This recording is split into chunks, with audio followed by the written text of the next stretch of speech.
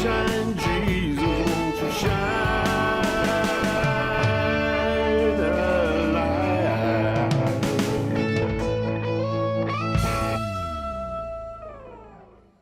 Hello and welcome to the Moonshine Jesus Show. Today we're doing a live recording, so there are those of you who are watching online, and we've got some folks here with us in San Diego, and so it's always nice to be actually in person. It's always nice to actually sit next to you, Mark. It is amazing. We get to do this twice a year right now. Yes. And it is always better to be in person, to be able to have that kind of connection. That it's just the best. I wish we could do every show this way. If the listeners want to contribute, maybe probably not. That'd be expensive, actually. No. I didn't do the math fast enough. No, they should contribute, and we should do it like in Maui or There we somewhere go. like that, right? Perfect. Every time. I Yes. think so. Yes. Now, welcome back. It's been a little while since we've done a Moonshine Jesus Show. It's been about a month, and I don't know that we've ever gone quite that long. We have not. No. So it's great to be back. I'm glad to be doing this. It is. It's kind of fun that we come back after the holidays and after all the different things going on and get to do the first of the fourth season in person. I know. Kind of right. like it. I love that. Yes, this is the fourth season, and I'm glad to be doing this with you, Mark. Also grateful for ProgressiveChristianity.org that sponsors this podcast. And I hope you'll go there for all your progressive Christian needs and that you'll follow them and, of course, the Moonshine Jesus Show on social media. I should also tell you that today we will be talking about Star Wars Skeleton Crew. And if you have not seen Star Wars Skeleton Crew, one thing that Mark and I just delight in doing is spoiling. Spoil it. Yeah, Yes. we love that. Yes, so we so will much have fun. some spoilers. If you haven't seen it and you don't want to know about it, it's probably too late now. It's probably too late. Yeah. That's right. Okay, so one of the ways that we always start off is by talking about our drinks, and we always have themed cocktails. We are in a bar, and so we can't necessarily create our own themed cocktails, but we do have cocktails. We do, and What they are you have drinking? good cocktails. All I had to hear was bourbon and blackberry, and I was sold. And so this one is quite delicious. It's called the Sutter Smash. What's the name of the place that we are right now? Uptown Tavern in San Diego. Uptown Tavern, Yeah. San Diego, Sutter Smash. I highly recommend it. It is absolutely delicious. How about you, sir? I have defaulted to my my standby, a Woodford Old Fashioned, and so as I was leaving church today, they said, "Oh, are you going to have an Old Fashioned?" And I said, "Oh, I'm that predictable." And yes, I am. So I usually have, when we talk about Star Wars, I usually make some kind of a lightsaber kind of thing. Yeah. But it's nice to be drinking bourbon. Absolutely. Great to be drinking bourbon with you. As far as I'm concerned, you can't ever lose with bourbon, man. Cheers to you, Mark. Cheers. Hey, cheers to all of you who are in the room. Glad you're for here. being here. Welcome. Cheers to all of you online. And we'll be back right after the drop to talk about the Star Wars Skeleton Crew.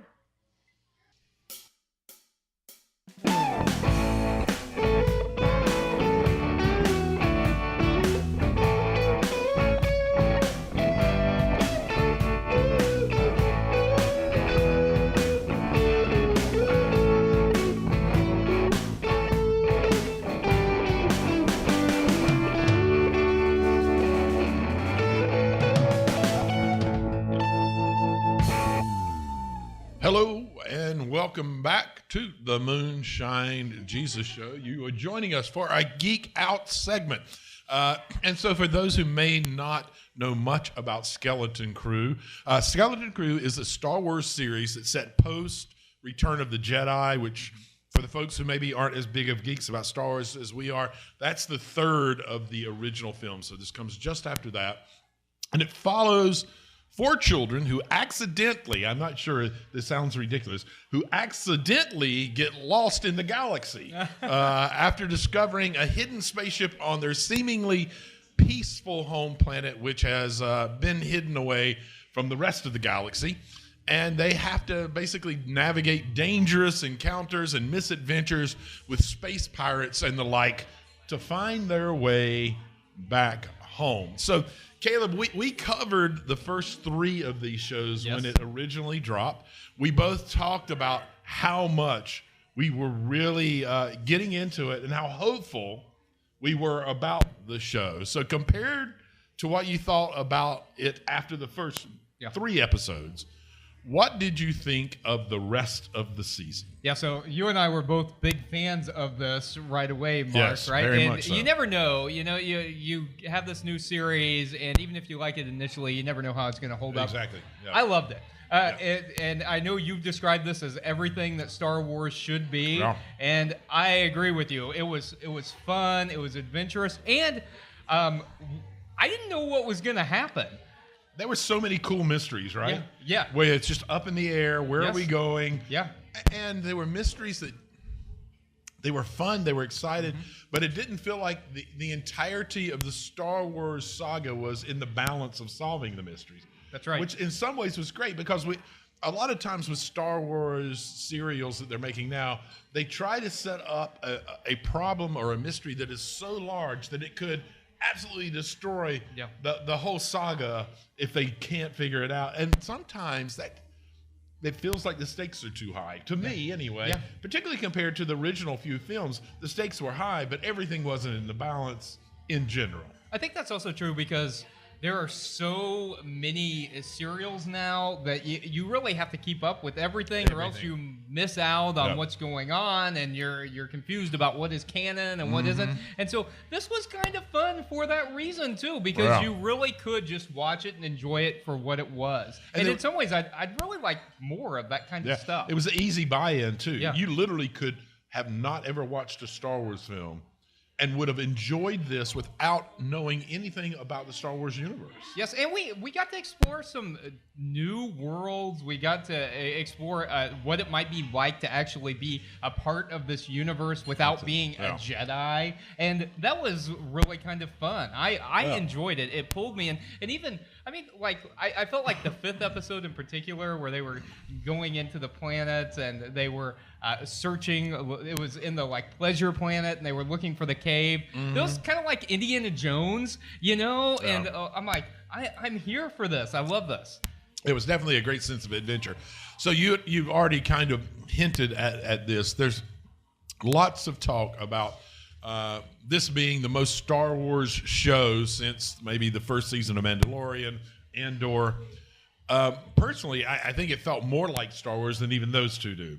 What do you agree with that it's maybe the most Star Warsy of all the serials? And if so, what is it about it that makes it so Star Warsy? I think it is because Star Wars originally kind of captured people's imaginations, and it showed people something different than they had seen before. It was fun. You were entering a different kind of world, and people kind of saw that for the first time. And I think that this engaged with that same sense of fun and adventuresome spirit that really some of the more modern Star Wars stuff hasn't felt like that quite as much. I love a lot of the stuff. I love Mandalorian in particular and stuff. But I love how light this was. I love how fun it was. And I think it also showed these kids, right, that are bumbling through the galaxy trying to figure out what they're doing, and they don't know what they're doing. Right. And I think that was also in line with what the original thing was about. It was about these people who didn't have all this canon to worry about, that they were just bumbling through the universe, trying to go on the adventure. Yeah, no, I completely agree. I mean, I think one of the things that, like I said, I do think this is the most Star Warsy of all of the television shows that have been made. And I think that maybe they stumbled into it. I'm not sure that it was as intentional as it feels, and that's because the main characters are kids. Yeah. And so the story is being told a lot from a kid's point of view. And there is, in a kid's point of view, a lot of wonder, a lot of what you were just talking about, not knowing what I'm doing and just trying to find my best way through this. And if you look particularly at the very first Star Wars movie, that's what was going on. There was a lot of wonder, a lot of awe, a lot of, I'm stumbling through this, trying to find my way. There wasn't all of these all-knowing people who were certain and had certitude about what they were doing. And George Lucas himself said that Star Wars originally was made for 12-year-olds.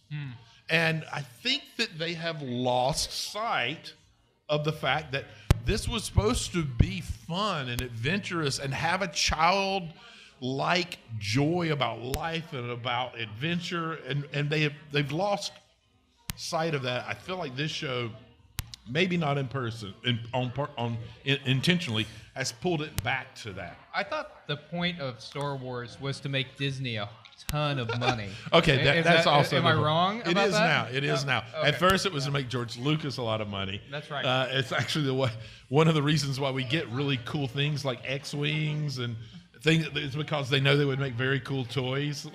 And they really, really did. They did. Yeah, I had very a much lot so. of fun with those Completely X-wings. agree. Yeah. All right, so I'm going to shift the question here. In all kinds of really good suspense kind of shows, you need a big bad, right? Uh-huh. Who do you think was the big bad in Skeleton Crew? I think it ended up being Jude Law's character, and I think in capitalism. And capitalism. And capitalism. Maybe we'll talk more about that later. But I mean, I was disappointed. You and I made a lot of predictions, in the first show, and I know we'll probably talk about that later. But I really thought that Jude Law's character, so he's this pirate who is kind of accompanying the kids, and I really thought that he was going to be a good guy. Yeah. I mean, I didn't think he was a good guy initially, but I thought we were going to see him, be redeemed. I thought he was going to come around. He's going to be with the kids, and we didn't see that. And maybe, and if he's not the big bad, he's at least the one who broke my heart the most by watching this. I'd like to respond by telling you who I think the big bad was, and see if you can tell me why. Okay. I think the big bad was the Green Barrier. So I've got a whole question about this. No. You're supposed to say why you think I may be saying that the Green. You're very good at deflecting questions. I'm not going to allow it to happen this time. I need you to participate in this part. Why would the Green Barrier be the big bad?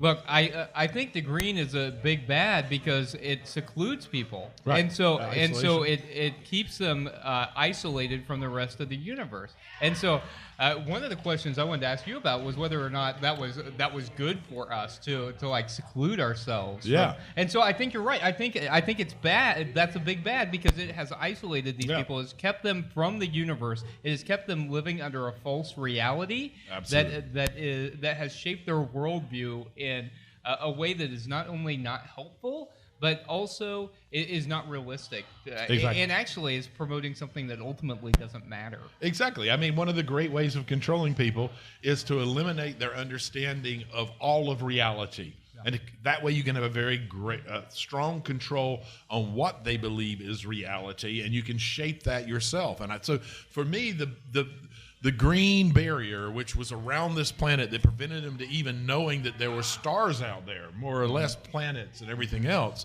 that for me, that ended up being the big bad. And I think that that's part of why it was the last episode where we finally shut it down, because kind of have to have a redeeming arc where we see the end of it. Mark, people always tell me that if I wasn't a clergy person, I should be a lawyer, and that's where I get the deflecting of the question. I'll buy that. I love it. So I'm very curious about your thoughts on almost at the very end of the very last episode. Yeah. So we have Jode. I always Jode. He's the pirate who takes the kids and is trying to gain control of the planet so that he can get the credits and be a filthy rich and all of this. And it all starts falling apart on him. The kids defeat him essentially. Yes. And his giant ship is coming in. And as it's all being defeated and the X-Wings come to the rescues, and I think some B-fighters as well, his ship starts crashing. Yeah. It's very clear that it's all over with. Yeah. And as it seems like he probably should be experienced the ultimate in defeat, he gives a little smile to the camera. Yeah. What is that all about? What is going on? What do you think is happening? He is defeated. It is done. his grand scheme that he's kind of been working at his whole life. Yeah. But he's kind of fallen as his ship crashes, and he was watching it, and as it is almost over, he gives this little sly half smile. That's Jude Law winking at the audience, saying, "Season 2, please. Star Wars money, please." No, I think you're right. I think it's likely that he may come back. I think we saw that. We saw another crash. We saw one of the kids who was flying in the finale, the ship that the kids have been traveling the galaxy on. That ship crashes and she's fine. Yeah. I think it's likely that the ship will crash and he'll be fine. too. Well, I mean, yeah, I think he's obviously fine. He's on the planet and he's watching it crash. But that ship with his one way off this planet, the cavalry have been called in. He is the leader of the bad folks, the folks who were, but he doesn't seem worried. Well, but I say that because the building that he was in was exploding, and so we've seen one of the main characters already cheat death. So I'm saying that I think, he's cheating death, even as there are fires going on around him. Because I do think we were supposed to wonder whether or not he survived that. I don't know. I think with that little half smile for me, that was clear enough. Yeah. For me, that little half smile, he was defeated as he watched the ship come down, and then he shifted into what he did every episode, scheming, figuring out his next step. I think he's already figured out how he believes to not only get out of this, but to get something out of this. No, Mark, that's not what I want you to say. I want you to say that actually this was all some part of some bigger plan, and he's actually been redeemed already. He's actually been with the kids, and all of this was some kind of a thing. You really do have a soft spot for a good redemption story, don't you? I do. Maybe for Jude Law. I don't know. Maybe because it's Jude Law. That's fair. That's fair. So final question, this is just out of pure curiosity. So one of the ships that comes in after that defeat is a New Republic ship. It's the CR-90 Corvette, like we see at the beginning of New Hope that Princess Leia is on. Who do you think anyone that those ships tend to be transporting someone important? Who do you think might be, if we get a season 2 and that New Republic ship lands, and Jude Law is on the run, who do you think is going to be on that ship? So I've just got to say, I think it's really impressive that you knew the name model of what ship that was and what its intended purpose was. CR-90 Corvette, man. Come on, everybody. I mean, why do I not know that? Why is that not rolling off my tongue? I don't know. So whenever I saw the ship, I didn't have any connections mentally saying, oh, someone important is going to be on that ship. So I don't know who it's going to be. Yeah. And so I want to know who you think it's going to be. The only really, I don't know how they're going to do it. And it's what I really hope for. Mm-hmm. But in all of the Star Wars films, the only time we really know anyone who's on those ships is at the end of Rogue One, the beginning of A New Hope. Princess Leia, man. Yeah. Still around. Leia Organa's around. I don't know how they might be able to make it work. So you think they're going to CGI her in here? I don't know. I mean, we're moving into the finally in sci-fi and fantasy where they're okay with recasting people. Yep. You know, we spent almost a decade where it was almost blasphemy. Yep. I kind of feel like. You think they're going to recast her? I'm thinking maybe we get a recasted. Wouldn't that be fantastic, though? I think so, if they choose the right person. But, I mean, we've also seen, like, in Solo, where they recast that. That did not work. It did not work. And I think, in part, it didn't work because Harrison Ford is so iconic as Han Solo. Do you think someone else can be Princess Leia? I think if they do a better job casting it. I think very much so. Well, listen, we could go on and on and geeking out. We don't want to spend too much time at geeking out because we want to get to the theological and political issues that come up in this show. So we're going to take a quick drink. I wish I was going to have I was hoping for a quick drink because I've already had a quick drink. We're going to take a quick break, play some music, and we'll be back on the other side with a Theo Politico segment.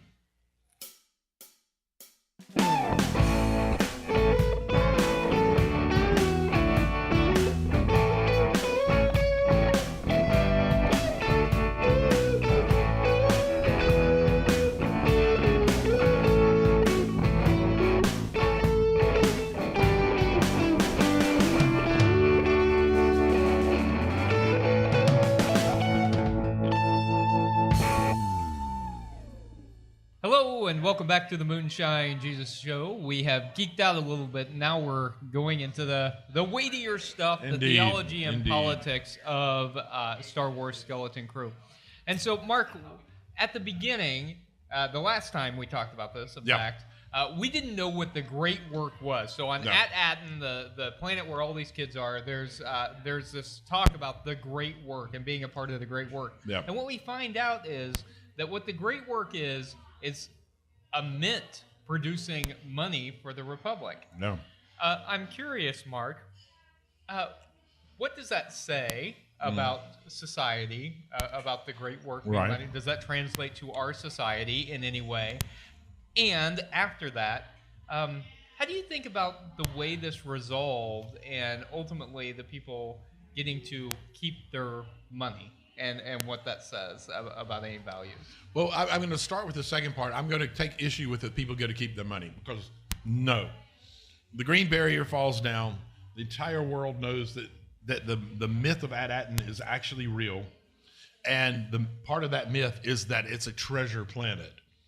I think if we get a second season, the opening scene is hundreds of ships converging on Atten, trying to find the treasure. I think we're going to see. I think that's what we end up with. But I mean, I do think that it's a magnificent commentary on society for the great works, the most important, the thing that we all do, that we even spend all of our school time focused on and leaning towards, is the production of money, a false measurement of value, and particularly since it's produced and made in a capitalistic society, I think that they are clearly trying to make commentary on how we spend so much of our lives, even without recognizing that we're doing it, participating in things merely because it places value on money. And so I like the commentary that they're making there. I hope that if we get a season 2, we watch them dig into it more, so we can challenge capitalism in a much stronger way than people tend to do. It is the water that we swim in, and so we sometimes don't recognize as fully as we need to how much of our lives are structured to supporting it. Yeah, I think if we get a season 2, what we're going to see is the people on Atten fighting to keep their wealth. Yes. And I think it'll be interesting to see that. I also think that it is certainly a commentary on society, that these folks are a part of this great work, that are trying just ultimately to produce wealth no matter what the cost. Yeah. And so I think the other thing we see, though, is that as these kids go out in the world and they start to, it's kind of a coming of age story as well. It definitely is. And maybe even more so if we get a season 2. But I think it's also about like realizing that that's not what the great work is. The great work is about embracing the universe, about embracing the universe as it is. Yeah. And I think that has a lot to say to us as like people of faith, is that like there's so much talk about embracing this kind of false notion of the universe, that embracing the universe as it is, I think is a profoundly faithful act. And that's something I absolutely do. I heard here. And I think that they're very clearly trying to set up the contrast between that and valuing money so highly. One of the things that they did in the first episode was have all of the kids sitting in a classroom, and they spent an unusually, I mean, it wasn't an excessive amount of time, but they let us hear what they were teaching. And I always wondered, why in the world are they letting us hear them talk about finances and bookkeeping and all of that? Like, it felt like, why do we need to know that? It's a skill for ministry. They're trying to teach us, you know. Unfortunately, it is. But in the last episode, I saw something that made me go, oh, okay, this was a real subtle metaphor that they were trying to show what really needed to happen. Because when the kids are on their racer bikes, all the power's cut off.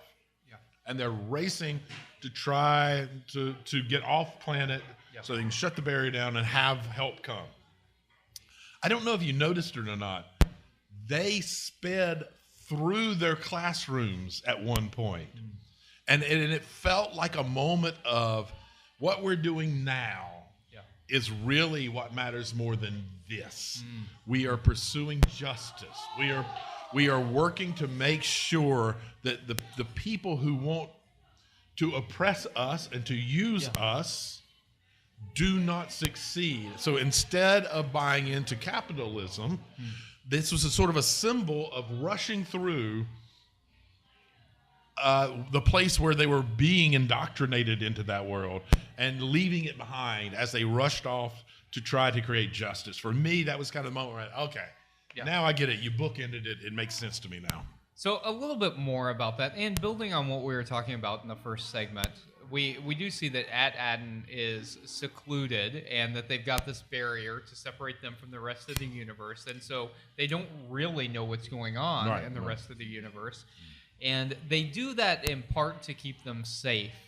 And I think we in our society do that a lot as well. Okay, I think that's fair. I was questioning that it was to keep them safe, but you're right. With that massive mint there, they needed to be protected or they would have been constantly attacked. Well, I think they were also afraid. I don't think they knew what was going on in the outside universe, and I don't think they wanted to know what was going on. And so I think the barrier was designed to keep them safe, and I think the people felt like the green lights in the sky kept them safe. From whatever was out there. It was at least comfort in it. And I think the same thing happened there that often happens here, is that there were a lot of stories, there was a lot of lore about the danger going on out in the galaxy. They didn't want to be a part of that. They wanted to be safe.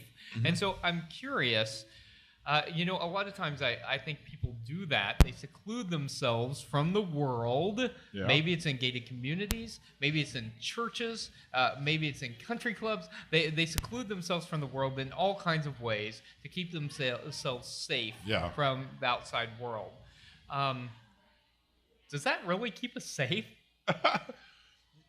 Of course not. I mean, it keeps...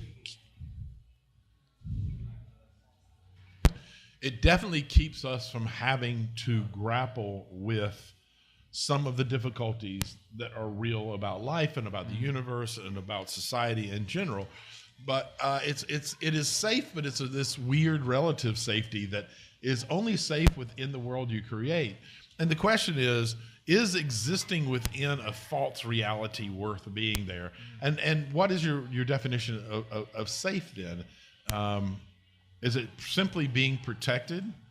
Because there is a lack of sustenance and substance to that kind of approach to life. Yeah.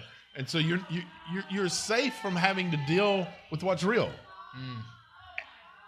That's not much of a life, man. It's not something that I think is important. And if we are trying to be, even outside of Christianity, just a good humanist, just someone who actually cares about life and humanity, that is the opposite of what we're supposed to be. That kind of false safety prevents us from seeing the reality of other people, the importance of folks, the value of life, and making sure that we find places and ways of valuing all life and promoting it. I of course agree with you. I think it also promotes a false sense of security that just isn't true. I mean, sometimes we like to think that we're in a place where no bad things can happen to us. Sure. That like if we live our lives in just the right way, that bad things won't happen to us. And that's just not the way that the universe works. Right. It's not good theology. That no matter what we do, we will experience ups and downs, we'll experience good times and bads, and that's just a part of living. And so I think that we all try to do these things to protect us that often ultimately don't end up protecting us. I want to shift gears a little bit and talk about some of the kids, because the kids for me are the highlight of this show. It's 100%. It's like Stranger Things or The Goonies or any of these shows where we get to Paper Girls.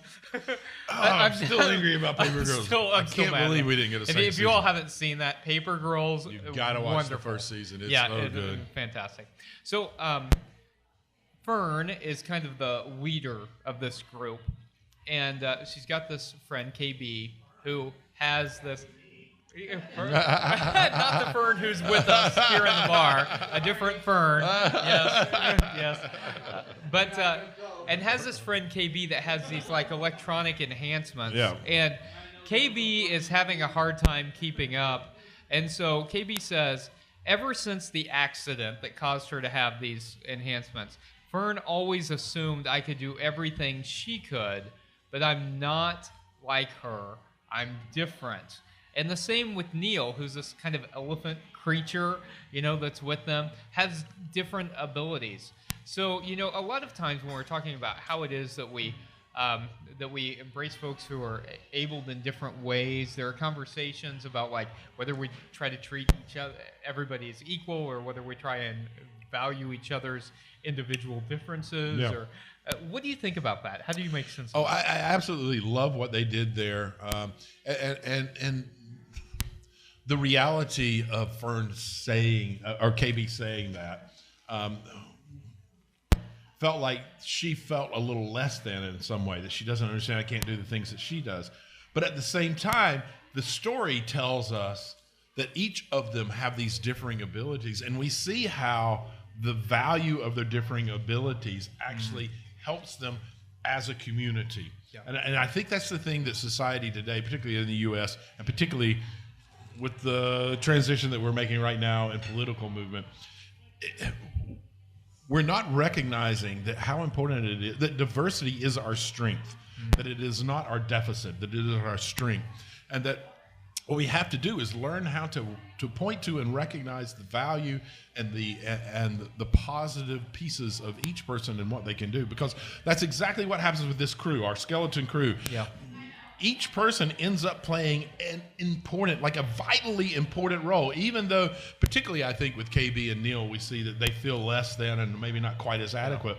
But then we also see that they play, without the two of them, this does not conclude in the positive way that it would have.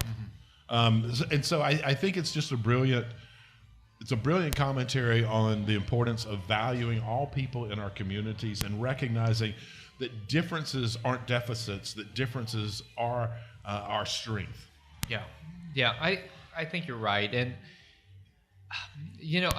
I think that when we embrace people as they are and recognize that everyone has different gifts to bring and that we ought to accept those, and that we shouldn't have the same expectations of everybody, that we ought to allow people to live into their gifts, that's really, actually theologically very good. That's what that's what Paul was talking about when he was talking about us all having different gifts.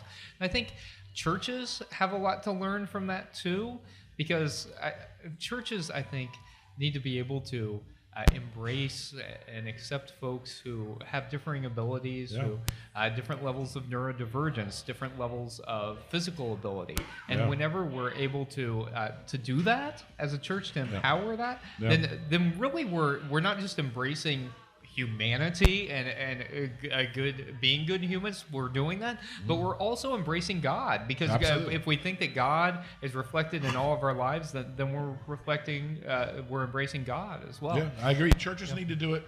People in leadership need to do it. Yeah. What we see too frequently in leadership, whether it's in church leadership or even business leadership, is that people leaders too frequently try to pigeonhole people and say, well, your job is this, and I don't care if you're not good at this part of your job. I really want you spending more time doing the parts you're not good at because it's required of you, rather than seeing it as a team, an assembly, and say, here's your strength, there's your strength. Let's figure out how we can spend more time in our strengths and use them together to create a better good, a greater outcome for our organization, whether it's a church or a business or whatever. We all need to be more cognizant of that. Yeah, that's right. And finding people whose gifts complement each other, empowering people do what they do well, and being like, hey, you know what? I kind of suck at this, and maybe I shouldn't do this, and someone else should do that. That's what good leadership looks like. That's what it looks like. And that's what good faith communities look like, too. Is Absolutely. saying, like, hey, look, I'm not good at this, and you're incredible at this, and I'm not threatened by that. I'm glad that you're doing that. Hey, look, I've got other questions. I want to talk to you more about a whole lot of this stuff. But, I agree. But if I do, we're not going to get to our favorite segment, which is the Make Me Look Stupid segment, where we ask each other some questions to try and make each other look stupid. So let's take a quick break. Come back and try and make each other look stupid.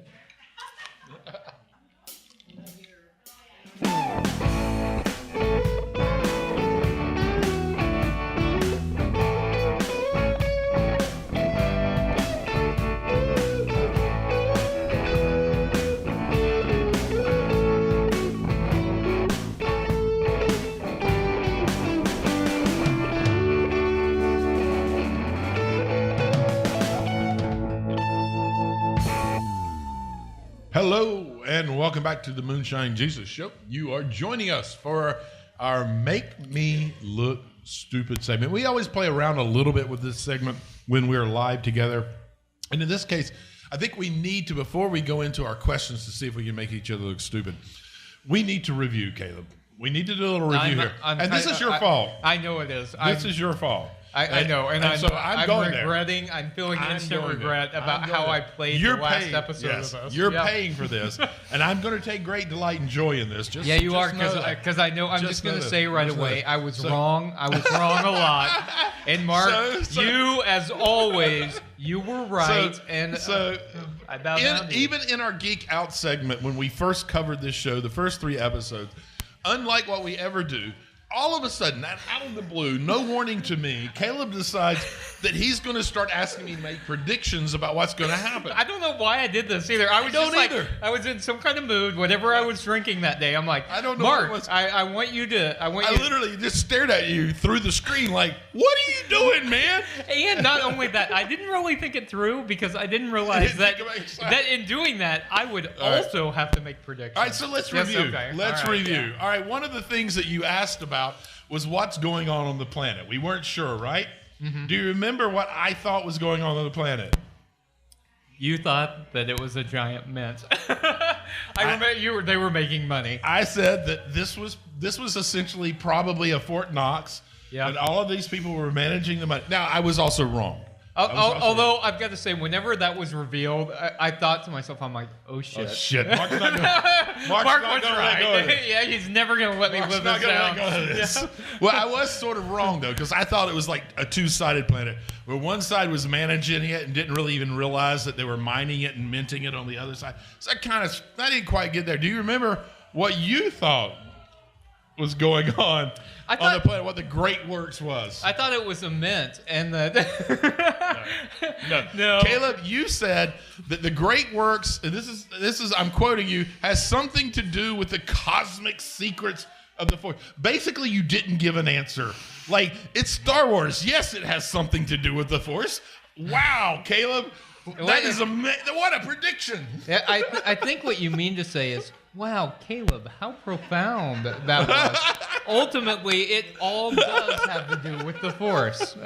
It's all in tone, Mark. No, okay, that is fair. We the Onyx Cinder, the ship that the kids found. You asked why the ship was on the planet because there weren't other ships. Yeah. Do you remember what my prediction was? I do not. The pirate ship coming to steal credits. So exactly right. Okay. Do you remember what your prediction was? I do not remember. Tell me what I said, Mark. Pirates were trying to steal. I don't even know how this makes sense. Pirates were trying to steal the mystery of the Force, and then you said that those pirates integrated into the planet more than we realize. Yeah. That was pretty close. Okay, I was off. Okay. I was off. Okay, now here's one. I've picked on you far too much about how you were off. But I do deserve it. I did make us make one of my predictions. One of my predictions that was very off. So Wim's dad, I was certain that something was going on with him. You were. I was like, this guy is far too good of an actor. Yeah. And every time I see him, there's something that tickles the back of my head that says, he knows more about what's going on. And the fact that Wim's mom was missing, but wasn't necessarily said that she was dead or anything. I was like, I feel like she has some great adventure off planet, and Wim's dad somehow knows about it and realize I couldn't have been more wrong about any of that. So, I mean, we both had our good ups. You didn't actually have never mind. I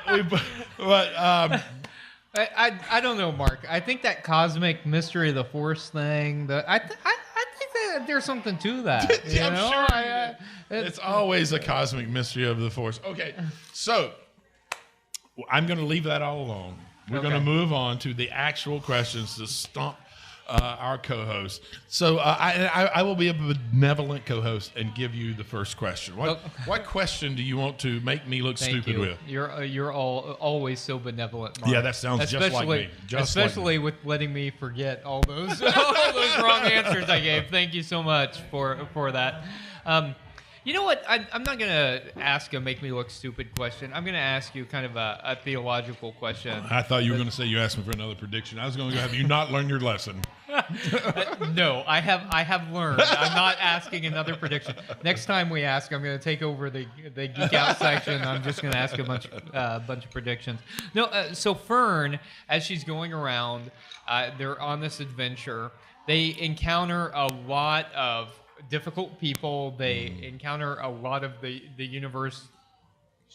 Excuse me, that's very different than they expected. Yeah. And she says, everywhere we went, even the worst places, there were good people too. So I think that's true in the show. Is that true in life? And absolutely. how do we make sense of that? Maybe particularly politically, like how do you make sense of that with people who are on the opposite side of the political spectrum, for instance? Well, it didn't mean there's good people on the opposite side. It just means there's good people. No, I go back to what we all participated in a service today at your church, and one of the folks you work with, Pastor Marcella, quoted Fred Rogers saying, "Look for the helpers." Is that right? Look for the helpers, and I think also Fred Rogers, Presbyterian minister like me, birthday March the 20th, like me. No way. Me and Fred, yeah. Oh. So I'd really love that you quoted him so much. Does he believe in predestination like you do? He does not. Just like me, he does not. But I think that there's a universal truth about that, is that in any situation you're in, look for the folks that are actually trying to do good. Yeah. There are, even in the midst of horrible things, good people. And it's really easy to be overwhelmed by all of the negativity and all of the people that are trying to hurt and oppress and marginalize you. And sometimes it's good to take a step back rather than getting caught up in the anger and in the energy of fighting back, which we need to do. And we need to be angry and we need to fight back. But we also need to take moments where we step back for a moment and analyze, take in what's going on, look for the helpers, look for the folks who are actually trying to do good. Those are the folks that we go to create alliances with and try to move forward. So yeah, I do think that it is true. It is hard to do, and it's easy to get overwhelmed with all the negativity. Yeah, of course I agree. But I also think that when we're thinking about folks who have very different, say, political beliefs than we do, that one of the things you can't disagree about is people's right to exist, and so right. I think that's Absolutely. A line. Absolutely. However, I think that one of the ways that people are transformed is not through like social media posts or arguing or that kind of thing, but it is through relationship. 100%. And so when we build relationships with people, that can influence people over time. I would go as far as to say it's the only thing that actually changes people. I always say you can't logic a person out of a position they didn't get to logically. I love that. You can't. Yeah, you're right. But what you can do is relationship them out of it. If you can be in a relationship with a person and because of who you are, it proves that their belief is incorrect, that will change their mind. Every great argument in the world probably won't make a difference because they didn't get there through a great argument, or they wouldn't end up in that incorrect position. And I also think that people have different abilities to do that based on your own social location, based on Absolutely. whatever vulnerabilities you have. And so Yeah, I think it's great also point. contingent on straight cisgender white men like Yeah. us to also do the hard work Absolutely. of building those relationships and changing people's minds so that folks who are Yeah. in vulnerable positions don't have to be even more vulnerable to change people's Completely minds. agree. Completely agree. Listen, it's been an amazing time together. Thanks to all of the folks that are here live. We really appreciate your presence and your energy that you're sharing with us. Caleb, it's always the best I love it. to be together and be I able to know. do a live broadcast Yes. from the same location. And again, we thank all of the folks online. We only get to do this because you show up and allow us to have a platform for these kind of discussions. And it makes our week every week. It's, Yes. I look forward to it. It's a great too. day. So again, thank you all so much. And until the next time, we'll see you on The Moonshine Jesus Show. Moonshine Jesus.